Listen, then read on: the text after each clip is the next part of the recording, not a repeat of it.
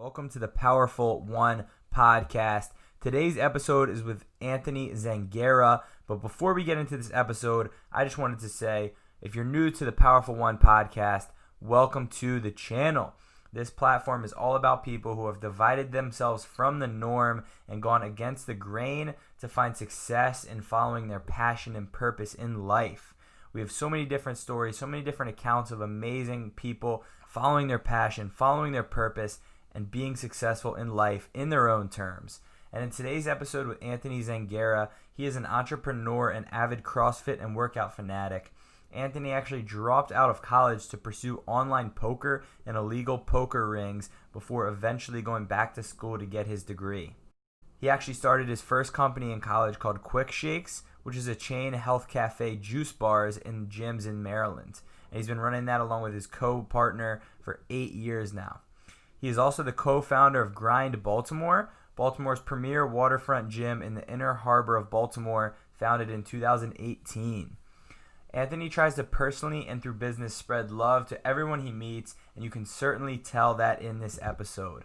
And specifically in this episode, we talk about his early development stages, always having an entrepreneur mindset, dropping out of school to pursue online poker, starting several businesses and having so many business ventures, the successes and the failures within these. We talk about his current business ventures, specifically Quikshakes and Grind Baltimore. And finally, his advice for everybody and so much more awesome stuff. So excited for you guys to be here. Thank you for taking this ride with us. Here it is, episode 32 with Anthony Zangara. All right, Powerful One podcast here with Anthony Zangara. Did I get that right? You got Zangara. Zangara. Everyone butchers it.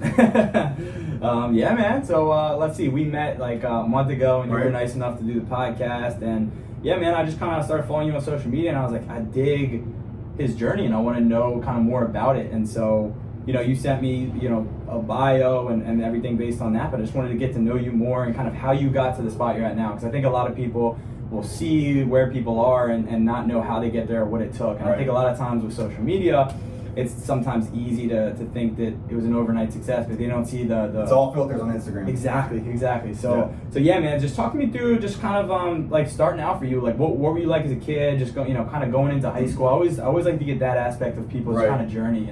I was a huge and still am a huge nerd in high school, and just oddball character. Sat at the weird kids table, and so I've always been a nerd my entire life. And that kid, my mom gave me 12 clementines in homeroom, and I would give out clementines because she thought I was gonna eat all of them. So I was a weird kid. My sports were playing basketball in high school. I sat the bench all 4 years, and so my time was scrub time, which taught me some valuable lessons. But when we were blown out by 20 points is when I came in the game. Yeah. and but other than that, I've always been an entrepreneur from that mindset from high school on, and I started mowing yards, doing that, selling whatever I could find my hands on, and that's what kind of got the bug ticking for my entrepreneurship wise from high school into college. So I'm always curious when I talk to entrepreneurs, because schools, they don't glorify, if you're good at certain things, they don't they only glorify the math, the science. It's all standardized. So when you got this entrepreneurial mind, walk me through what that was like in school. Did you think you were not as good because of it, or did you kind of know that there, because it's not like, hey, you're good at these skills that are related to entrepreneurship. So what was that kind of like for you? You definitely don't fit the mold, and thankfully now it's slowly getting better with the school system doing this. One thing, just a side note, when you're older and you say you're an entrepreneur and you say that to a woman at a bar, automatically think you're unemployed, which is most likely the case. So I learned not to say that when going out, but I just always knew I wanted to do something for myself, and I had no idea what that was. I just had that mindset. When I had my lawn mowing business, every kid did it. The difference is I kind of followed the end game. So when I went to college, I put on Craigslist all the addresses that I used to mow their yards for, and I ended up selling the value of having the addresses. So I put it on Craigslist for $600 when I was done with the business, going to college, and then someone scooped it up in 10 minutes, and I should have asked more for it. But that kind of taught me the value in the sweat equity you put in, it's not just the actual physical work. Yeah. And that was, so that was pretty cool. So what were some of those early like ventures for you? So you had like the lawn mowing gig. Lawn mowing. What else? Like in high school, what was kind of your mindset with that? And then kind of like what other stuff did you get into? My now business partner, but my friend at the time, I was always trying to find ways. So we were thinking about doing a snowball stand, something like that. I broke my ankle actually playing basketball with him. Gotcha. Game point, I was in the lead. I don't know if he broke it on purpose or not by landing on his foot, but I broke my ankle, so I couldn't mow the yards. So what I did is, granted I wasn't great friends with him at the time, but I charged $25 a yard, and I had him do it for $10 a yard. Dang. Pocket 15. laughing at it now, but yeah. Yeah. Always had that bug. And then drove that into college, basically. Yeah. So what were you into, like going into college? Like what piqued your interest? Because you had, it seems like this entrepreneurial mind, whether you realized it or not at the time that was even a thing. I don't know. Right. But like what kind of like piqued your interest? What were you like, man? Like I got like this stuff energized me, or was there anything, or did you have to kind of learn a certain way to find that thing? I mean, definitely a learning curve, and I had no idea what I wanted to do going into school. Kind of forced, as a lot of kids are, by your parents. Yeah. And so I went to community college for the first year and a half, and I actually dropped out because I was dumb enough to not even withdraw from my classes. I just didn't go and failed every single one. Wow. And I ended up dropping out of school to play online poker, which was illegal at the time. Still is illegal. And would spend 12 to 16 hours a day playing online poker and making decent money for a college kid dropout. Dang. It wasn't until I realized I don't want to be in front of a computer for 12 to 15 hours doing that. And eventually started doing it in person. This is a time where you would order, buy chips online on an offshore website, and your bank statement would say like SwedishGolfClubs.com because it's so legal, And then eventually the government froze that account and all the money in there and stuff like that. I got into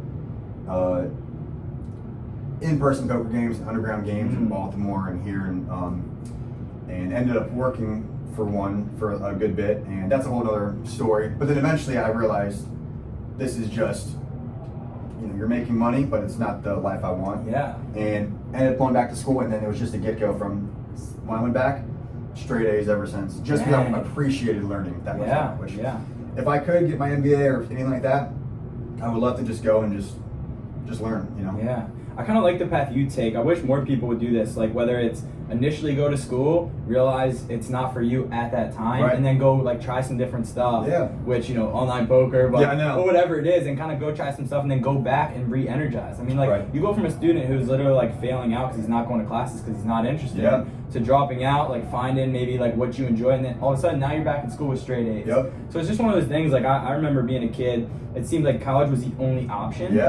And so it's like, there's this social pressure as well, especially if you're an athlete. Like I was an athlete, so it was like the social pressure. Where is he going to play sports? Is he going to play football? Is he going to play lacrosse? And so, with that, with your parents, with all this pressures to go this certain path, and then to be able to diverge like that, I'm curious. So when you, like your mindset of college initially, when you dropped out, what was your mindset when you're like, all right, I'm going to drop out to play online poker? It was, I just don't care, appreciate school. I don't see the benefit of it. I have no idea what I want to do. And poker seems like a really fun challenge and something that you could make, some decent money at. And that was basically it. And it was just the turning point of, also just the grind of the, you'd have good days in poker, and no matter what, you have bad days. It's not all good. It got to the point to where it was, after the government froze the online account, is going to these in-person games where it's literally like a movie. And we would look into this looking back, and I can't believe we did these things, but it's like, you knock on a door, there's a security camera, you say some kind of password or whatever, they let you in, and it's either like a old abandoned cafe in Greek town that you go to, or just like these Greek guys playing the high stakes poker, or it would be going to a mansion with no furniture in it in Towson, but just poker tables and dealers and any food you want you can have, and it's just like you would never guess that was it. That's insane. Right. And I ended up working for a game in Mount Vernon here in Baltimore. The lady, her code name was Dragon, and so I ended up slowly working for her, getting the game, was making great money, and basically players would come in from everywhere, and it was tens of thousands of dollars exchange hands every night. And that was when I did about a year of that, made great money, and learned a lot of the side of poker, the interesting side of poker. Yeah. And then eventually went back to school, and thankfully I did, because the game got rated about 2 months later. Yeah. So yeah, it was good. So you got out a good time. Yeah. So what was that, walking through the mindset shift of your first time in college, taking some time off, dropping out or kicked out, whatever that was, and then the second time your mindset shift going back into college? Like, what was the big difference between the two? The biggest difference was I still didn't know what I wanted to do, but I just knew I was to the point, I guess everyone gets to that age of, I want to learn. And I appreciate learning. I'm not forcing myself to do it. And I appreciated studying, and I appreciated learning new subjects and expanding my mind. Yeah.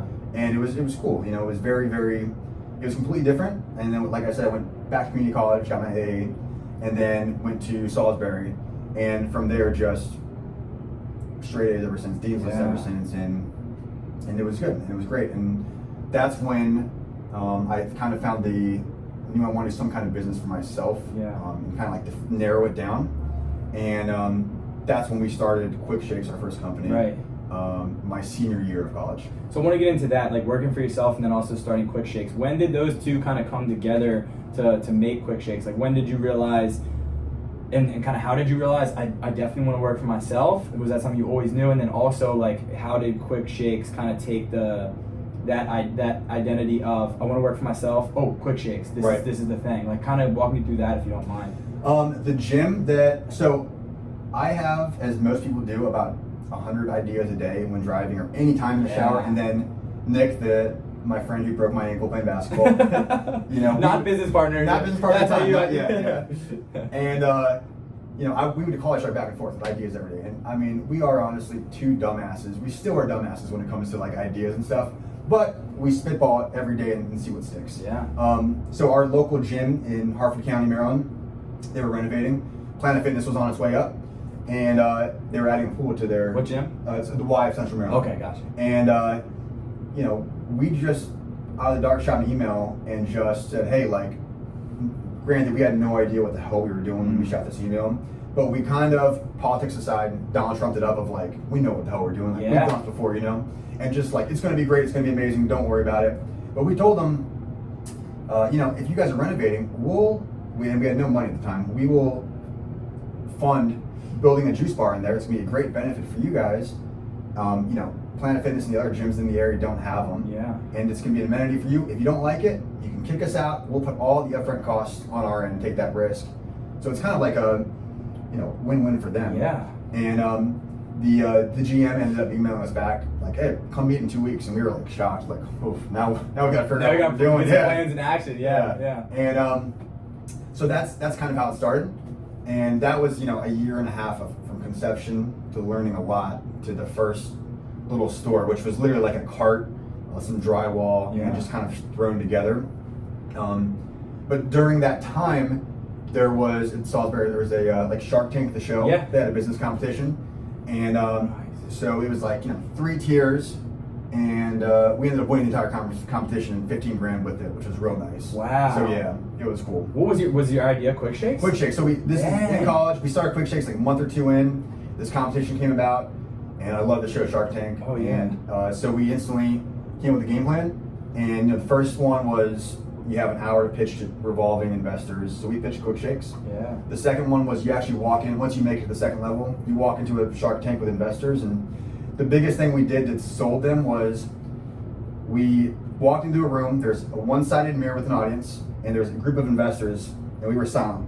And this is like the theater of being young and naive, and I don't know if I would do this now.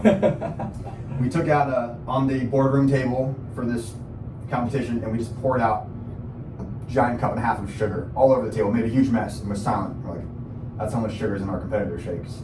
And then we took an empty cup and poured out ours, like, that's how much sugar is in ours, and there was none. And then that kind of started the pitch. Wow. And so then the third one was made it to the third level. It was a 45-minute speech from auditorium of people. Again, we're dumbasses. We didn't think we'd make it that far. So a half an hour before, we're upstairs doing a PowerPoint because we had no speech prepared. And then ended up winning things. So it was pretty cool. Dang. Yeah. That's incredible. So at this time, was there no, because I know like you go to all the Ys now, they all have some form of like, I don't know, like smoothie bars there for the most part? Yeah. Was this at a time where there wasn't any? Right, they're still up and coming. Yeah, this is 2012. Okay. 2011, 2012. Yeah. And now they're everywhere. Yeah, but I think that goes to that point of like entrepreneurs and small business owners. A lot of times the reason they mess up, the biggest reason, is because it's not something that the market's looking for. Right. But at the time, this is something that was, now when you see, you're like, oh my gosh, yeah. Now, but you guys got in early. So talk a little bit more just about Quikshakes kind of starting up. So that was your first kind of business venture and just kind of the evolution to where it is now. It was, yeah. So we started off with a cart, and we were a blessing because the Y is a great company, nonprofit. Great people that work there, and they gave us the chance to do that. Yeah. We ended up borrowing money from friends, family, dad, mom, and we get our hands on to fund it, which is probably about $25,000-$30,000. Gotcha. And obviously ended up paying them back within the year, which we thought would be 3 years. But pulled as much money as we could. The Y was at a time of rebuilding and rebranding itself and acquiring new gyms, which is a great expansion time for them. And so it worked out with the little cart we had. Granted, when I say worked out, it was a year and a half of learning and tweaking a lot of stuff. Right. They were building a brand new center, a half an hour drive down the road from the ground floor, and they reached out to us and were like, hey, we're building this brand new building, actually the largest Y in Maryland, and it's gonna be a flagship for the entire United States for how the Y should be moving forward. Dang. Do you want us to partner with this and build the juice bar with you from the ground floor? What we found out is, if you want to be in business, like aside from being a middleman, which is one thing, but just if you're more of a benefit to the business or the person that you're in. So we were a benefit to the Y, because it took the load off their shoulders of, hey, we don't want to worry about the logistics of payroll of a juice bar or product or anything like that. So they ended up not, fronting the cost of the Towson location, and building it for us free of charge, which was a blessing, and that's one of our busiest locations. Wow. The downside is, this is when we were a year or two out of college, and we were again naive and thought we could just like everything we touched turned to gold. Yeah. So we expanded to, eventually we took over another location in Greater Annapolis, and then we built a few more in different Ys, but we expanded too much. So we had 5 or 6 locations at one point, and we just were in over our heads with the logistics of it all. Yeah. And we ended up closing down 3 of them, and now we just have 2 of our prime locations, which is how it should have been in the first place. Yeah. But that's a lot of money, a lot of errors, and you learn. Yeah, man. Well, I like that because it goes back to that kind of like seeing like, oh, this guy, like the Quikshake guys, they got like 5 locations, and then they don't see like that kind of failure or whatever you want to call it, that learning experience of having to close down 3. Yeah. So what was that like for you at the time when you guys had to like close down those? Was it? It was humbling and terrible because, everybody thinks that you're super successful if you have your own business or what they see on social media and all that stuff, and it's so far from the case that and I'm not well off by any means now. Like I'm not, like rich by any means, but I'm not doing 9 to 5. Yeah. I'm working for myself, and I've done that from college to now. There's nothing wrong with that. It's just not me. Yeah, man. And basically, I'll do anything to not have to work for somebody else. Yeah. But it was humbling to do that, but it was the right decision. And I'm glad that we didn't do it. We should have done it sooner, but we were just too stuck on trying to make it successful. And, but that's part of business. And you honestly can't worry about what people think about it, it's just how it is. People get too infatuated with all that stuff, you know what I mean? Yeah, because when I think about failure, and when people say I'm scared to fail, what I always say to that is, are you scared to fail, or are you scared of the perception of you being a failure? Right. And I think a lot of times it's the latter. It's the they don't want to be like publicly like seen as a failure. Yeah. Internally, you can deal with that. I think a lot of times, this is not for everybody, but I think that's one thing that people struggle with is like the reason they don't keep going or consistent is because they don't want to be like seen as a failure. Not necessarily like yourself, but through the public. Yeah. And once you can like cut that out, I feel like there's nothing stopping you. You know what I mean? Yeah, 100%. I am to the point now, 8 to 9 years in, where like you embrace failure and like you like appreciate it. Yeah. And that's as everyone says, failed probably 1,000 times compared to the wins. Yeah, man. But it makes the win sweeter. Yeah. So absolutely. What were some other like failures or learning experiences? Because failure, man, it's the catalyst for growth. Right. Like if you're stagnant all the time and never failing, you don't have the opportunities to grow. So what were some other failures, whether it's like business ventures or just failures from your perspective in your life that kind of helped you grow? We always have had ideas, and the cool thing about Nick and I, my business partner, is we spitball so many ideas, but the difference is, if you've ever seen the movie The Town, great movie. Great My mom's movie. favorite movie. Is it? Okay, Yeah. great. There's a scene in there where Ben Affleck comes in and he's going to do some bad things to some bad people, and he's talking to his best friend. He's like, I can't tell you where we're gonna go, I can't tell you what we're gonna do, but we're gonna hurt some people and mess some shit up. And his friend says, pauses, and he goes, whose car are we taking? You know what I mean? Yeah. So that's what it's like with me and him. So he can call me and be like, dude, I have a great idea, and it could be like horseshit, terrible idea. And I'd be like, all right, man, we'll put the money in, let's do it right now. Like, wow. And I'll do the same thing. And 90% of it fails. But and Gary Vee, who's I'm sure listeners know who he is, and I'm sure you know Gary Vee for sure. I love his take on regret, and it's the same thing. Is I would rather go broke trying and spend the money to try it than be in a nursing home and be like, I had this idea, but I was too scared to do it, so I didn't do it. But I would much rather be like, yeah, I lost 10 grand trying this out, but I know now, and I tried, and it's just money. Yeah. Like, that's it. That's it. I mean, granted, it's different when you're older and you have families and responsibilities and stuff like that, but that's the thing, is we'll take the ride and just roll the dice with it, and that's cool where we bounce off each other. Yeah. And we'll go through as business partners do, the downsides of arguments and disagreements and stuff like that, but it's kind of a good yin and yang. And so we always refer to that movie and the scene. Love that. Because it's always like some off the wall crazy idea. Like, we one time, this is just to show you how stupid we could be or naive we could be. We were driving from one of our locations to another location. I found on the website this Locust Point in Baltimore, this wine bar and restaurant that went out of business, up for sale, a couple $1 million. I mean, this is way out of our price range of anything we can afford. And we were driving back, like, let's go call the real estate agent and tour the wine bar and restaurant, like, we're gonna buy it and maybe we can figure something out. So we just go in like thinking that, having the confidence that we can afford this and do this, and get the tour of the place. Neighbors are coming down, like, oh, what are you guys gonna put in here? Like, oh, we're not sure yet, but like going with it.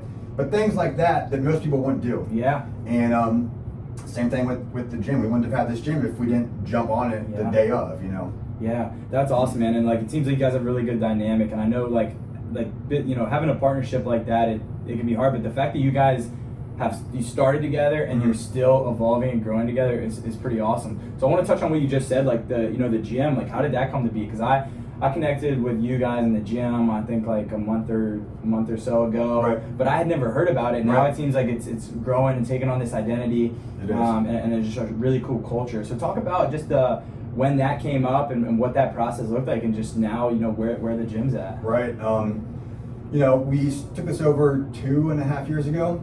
The previous owner was moving away, and this used to be a Gold Gym years back, and he was moving away, and he posted it online saying, hey, listen, I'm taking applicants, I'm meeting with the property managers of people that want to take it over. Yeah. And another thing, I called Nick right away, and I'm like, this is, I think, Friday night, and it was Saturday at 9 a.m. to anybody that was interested. Yeah. Came here right away, and I saw it, and I was like, this is everything I've wanted, in a gym. And we hauled up together, because there's 15, 20 other applicants there, and we figured out exactly, again, what I've learned from the why is, what can we do to benefit this building, the tenants, the area, everything, not like what we're going to do for ourselves. I love that. And if you guys win, we'll win too. Yeah. So all we did was say the benefits and the amenities that we're going to bring to this, and that we ended up getting it. And then from there, it was still 1.5 years of trying to figure out the identity of the grind. Yeah. We made, again, a ton of mistakes. We thought we want to be super mainstream. We want to get as much people in volume in here, become like a normal cookie cutter gym. And we realized, that wasn't the case, because if you look at the aesthetics of the space, and we have a kind of grungy feel a little bit, and it's not like squeaky clean, TVs everywhere, everyone on their cell phones on the bench press, you know what I mean? Right. So we realized it's kind of a clients that want to find us, not us trying to pull people in, Yeah. And it's slowly we found our identity. We started off by doing just classes, no open gym. And we realized that with a space as grand as this is, which is, if you see pictures, it's a ton of equipment, ton of space, a ton of views. It's really tough to have an identity of like a kickboxing class, a yoga class here, and just, all over the place. So we finally narrowed it down to having people find us and really organically expanding.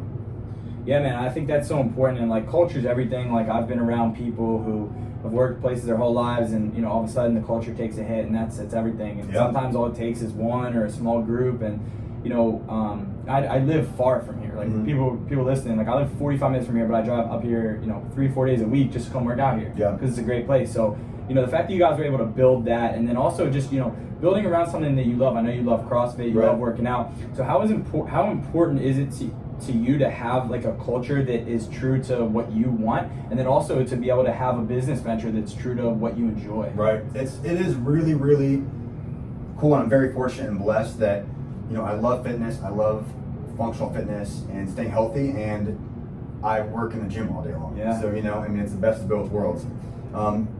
In terms of culture, it literally is, and it sounds so cliche and corny, and I've learned this the past few years of, whoever you are in business and personal, and again, it sounds cliche, but just even if it's a 10-second conversation, just spread a little love, or just talk to somebody for a few minutes, a few seconds, listen to what they have to say, and check your ego at the door. And that's all I want. Everyone welcome here, and to have a good time, and to feel great, and to leave and crush it. Yeah, I love that, man. Yeah. So it seems like you have all these, like you said, you have all these ideas, you have this entrepreneurial mind. Like, is there anything that goes into the creative process for you as far as like channeling your thoughts, or kind of constructively using that energy and that go entrepreneurial mind? Is there any way that you like kind of harness that creative process?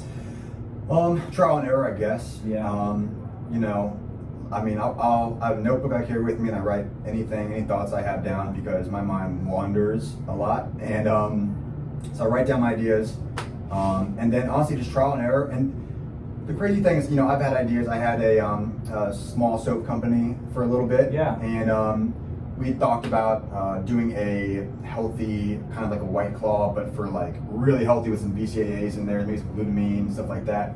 But what we do is we kind of, by trial and error, is a lot of people come up with ideas and they don't act on them as much. And I will sit there and figure out who I need to talk to, and I'll just go do Google and just first 20 phone numbers or emails, and I'll just reach out like, hey, how do I figure out how to manufacture these drinks, or who do I talk to about a formula? Yeah. And that's the thing is, if you don't, 90 of them don't know, or it's too big, or don't care about you, and you just have to go down the line until you do. And the other thing is, again, I keep bringing it up, of when you have an idea, you got to pretend that, and this has always been the case, pretend like you already have it set and everything's in mind. I love that.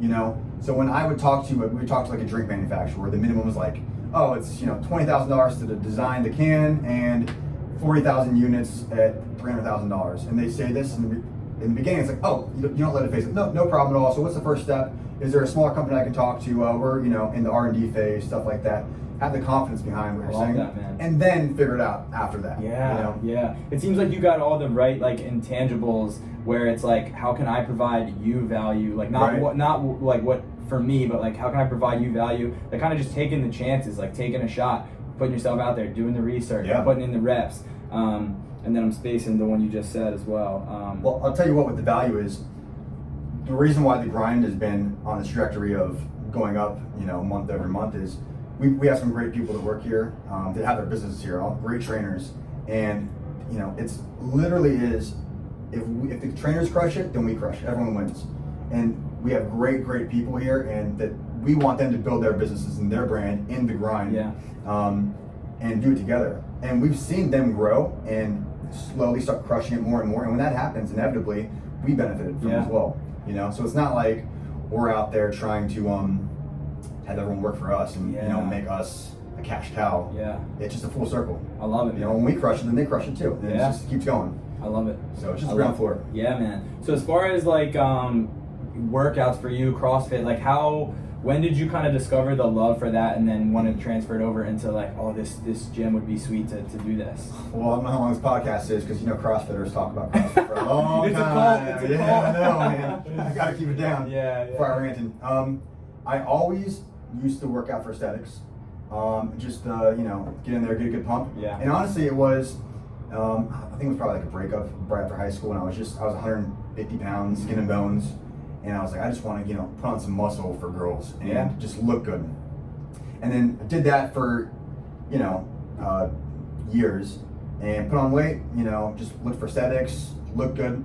And then eventually, about 2.5 years ago, which I wish, my one regret is getting into functional fitness earlier in life. Yeah. I knew about it and I was like, oh, that's stupid, you know, like, it doesn't matter, like, it just matters how you look. For sure. And then, you know, slowly found out the real mental health benefits of doing functional fitness and really going into some dark places while working out and stuff like that. Yeah. And dark places for anybody. So all fitness levels, everyone has that place where it's like your tunnel vision. And probably the same thing with you when you're fighting, you know, when you're training. It's like, the world is blocked out and you have no idea what's going on. And then you look back on it, you're like, wow, like everything was a blur for that 15 minutes or 20 minutes. You know? I love that. In what ways does that like kind of mentality and a lot of the stuff you've learned from CrossFit and working out would kind of transition to everyday life or business? Well, the biggest thing about CrossFit is, and CrossFit gets a bad name with the branding. When I say CrossFit, I just mean anything fitness in life, anything functional. The biggest thing is you do things you suck at every day, no matter what. Like the reason I didn't like getting into it for so long, because you suck at it and it's boring and it hurts and it's stupid and it's like, I can't do that. I'm not going to practice that. I don't want to do that. Like, that just seems like it's very humbling to do it. And you don't do it just one day. It's every day you're doing stuff you suck at to get better. You're working on your weaknesses. Yeah. Matt Frazier, the fittest guy on earth, you know, he always says, I work to not have a wheelhouse. So anything that comes up, I can do it. And then eventually you fall in love with that process of like, I'm going to do the stuff that sucks every day and it's really enjoyable. And you can see the progression of how you are. And the other thing is when it ties to personal and business stuff is there is so many times when you are in the middle of a workout, you know, timed Metcon or whatever it is, and there's a doubt, and it happens, everyone quits. There's a doubt in your head of, this is stupid, I'm done. And I've done it, you know. You might be on a run, a 3-mile run uphill, and be like, I'm just gonna walk from here on out. And it's just a mental battle in your head. And, you know, the biggest thing is I used to quit a lot in workouts, and sometimes I might. You know, who knows? But it's less and less, more and more as I do it. Yeah. Even just as long as you finish it. And then it's kind of like when you finish a workout and you thought about quitting, and there's a doubt every single time, no matter what. Yesterday I was doing a workout for a timed workout, talking to my training partner and being like, again, I thought about it. There was one inkling where I was like, I'm done. I'm not doing this. And when you finish that, it literally is like a deposit in the bank account. You're like, all right, that's stamped for the next day, and just add those deposits up. And then you build that to where it's like, it crosses your mind, but it's not a question if you are, you know? Dude, that's powerful. I can see also how that definitely, because it seems like when you're talking about business, it seems like your belief is unshakable. You have this confidence in there, and I can see the parallels to all the stuff you get from fitness, to all the stuff where you're like, you know, this is so difficult, I want to quit, or, you know, I'm doing something new or uncomfortable or whatever every day, something very challenging, and how that just, because of that is so hard, like physically and mentally, it just dwarfs all the business stuff, and it kind of, the parallels are very clear. Like you saying, that's awesome how you're able to see those as well. And I recommend anybody to just get up and do something active, and you'll feel so much better throughout the day, you know, and everyone knows this, but it's tough to do. But if you crush a workout or you push yourself mentally and physically, then when you go in the boardroom for a meeting or do something, it's nothing. Yeah, you know? Man. Like my best workouts are when I'm in having a bad day the day before, great workout that day, and it builds my confidence going forward through everything else. Exactly, man. It sets the tone, especially like I'm a morning workout guy, and like it sets the tone. But like you said, that confidence as well. Just being able to like harness that in other aspects of life is huge. So whether it's like any type of fitness, doesn't have to be a cult like CrossFit. Right. No, I'm just kidding. No, but like any type of fitness, like I think people get so caught up on like seeing whatever is in right now. Yep. Like they're like, oh, I have to do HIIT to lose fat or lose Right. weight, or you're like, I have to do cardio. But it's like, find something that works for you. It can be a 30-minute walk. Like Yeah. one of my coaches, I'm a nutrition coach, but my nutrition coach, he's told me, he's like, you're a 30-minute walk away from a six-pack. He's like, do some steady state cardio. Right. Start there. So Yeah. just any type of fitness, physical activity, and like you can hear like Anthony's saying and showing all the benefits and the parallels to business and life and everything. Yeah. Just move every day. That's all you got to do. I love it. I don't want to be anywhere in life to where I say I can't do that physically. Yeah. And I just want everyone at any level just start moving, and that's all that matters. Yeah, man. Yeah. So as far as everything you got going on right now, it's cool. I mean, you got Quikshakes, you got the gym. Like, what else? Like, are you still looking to always like keep growing with like entrepreneurial stuff? Are you kind of settled and focused on what you have now? Like, what's kind of life like for you right now as far as just next steps and growth and stuff like that? Two things. One is just concentrating on this gym and making it the Baltimore's premier spot. That I want people to think of Baltimore and think, I have to check this place out. Yeah. And just come here and really, like we said, feel great leaving here to take on life. We have people that visit just for the day or two that are in town and they come check it out. Yeah. Just everything I want. Secondly is to figure out a way to somehow transition this to make it a little more fulfilling for others, even more. Yeah. And what that is, I don't know, but something to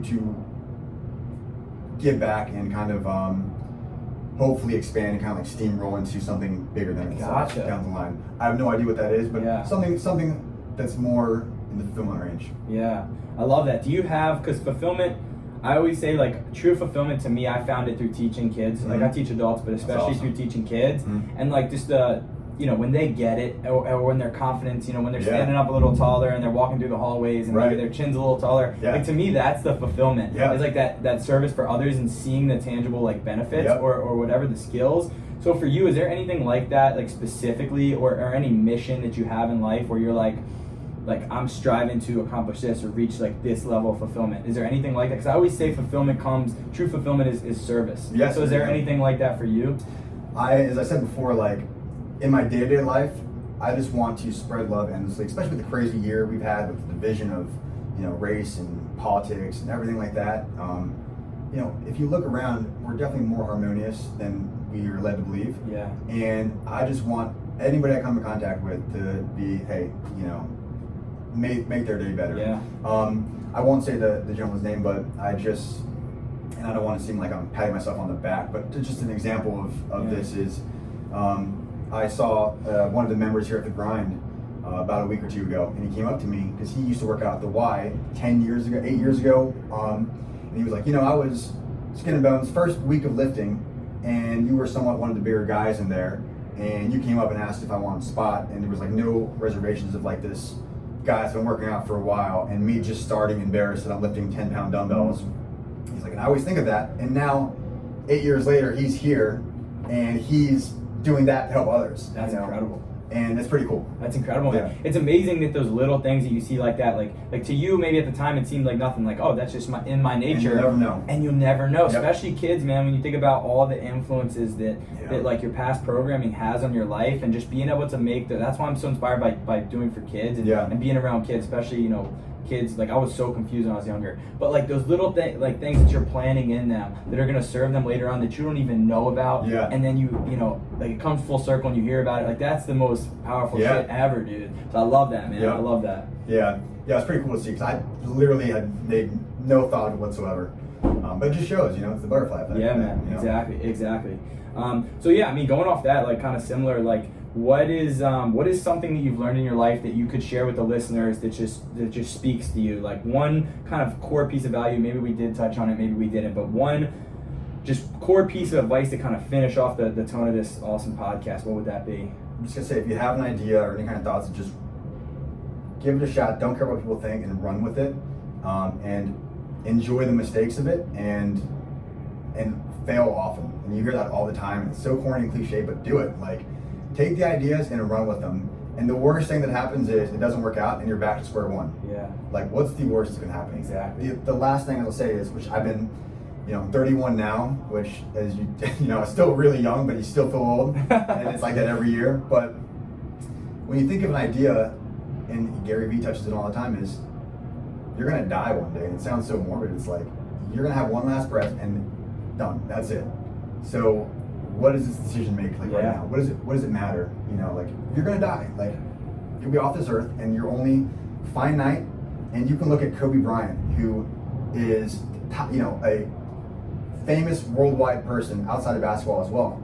But life goes on after that, and he's just a blink of an eye now. Yeah, man. So what's it matter what you're doing now? Like, make the most of it. I love that. And I still have to remind myself that every day because we all question it. You know, I have moments where it's like a first world problem, you know? For sure. And I'm like, what am I bitching about? Yeah, like, man. It doesn't matter. But yeah. That's fantastic advice. You know, the coolest part about that for me is like, we always close the podcast with something similar, but everybody's got something different, but it's also like powerful, and that was one I haven't heard, but it rings so true, and that's powerful, man. I love that. I appreciate that. Yeah, man. So where can people find you online if they want to check out your stuff, the gym, all that good stuff? Go ahead and plug all that up. So if you go to grindbaltimore.com and check it out there, and you can get if you come in here, get a day pass. We want anybody to come in and check it out. We're right in the Inner Harbor in Baltimore, so if you are familiar with the area or not, we're the big power plant building, top floor, right on the water, and you can come in and get a workout in, and restaurants, bars, cafes, everything's downstairs, walking distance. You can bring the girlfriend, the family, and just make a day out of it. We have showers here, so you can do that. But grindbaltimore.com, And then your personal page, if people want to check out like your workouts, you got cool pictures. On Instagram, it's my name. It's Zangara _& _co, Anthony Zangara, and I just post stuff from the grind and functional stuff that I do throughout the day. And usually it's a mixture of me trying to be outside in nature mixed with fitness. That's the best way to do it. Yeah. It's getting really cold now. But yeah, and give me a follow and a shout out, and check out the gym, and yeah, hope to see you soon. Awesome. Thank you guys for listening. We're out. See you guys. Thank you guys so much for making it to the end. I really appreciate your support, not only for me, not only for Powerful One, but also all the guests on this platform, and just tuning in and being inspired and being powerful, man. So, thank you again if you watched this, and, excited for the future. Excited. It's been a great year for Powerful One. Excited for everything I have coming in the future, everything with the brand, everything with my personal brand, and just everything in general. So just want to thank you guys again, and be sure to, share this if it inspired you, if it felt powerful, if you connected with it, share it with your friends, share the platform. Please go, if you don't mind, go subscribe on YouTube, go write a review on iTunes. All that stuff really means a lot. Thank you guys again, and be sure to stay tuned, because every week we're coming out with a new podcast episode. Stay locked into the page, guys. Thank you. Stay powerful.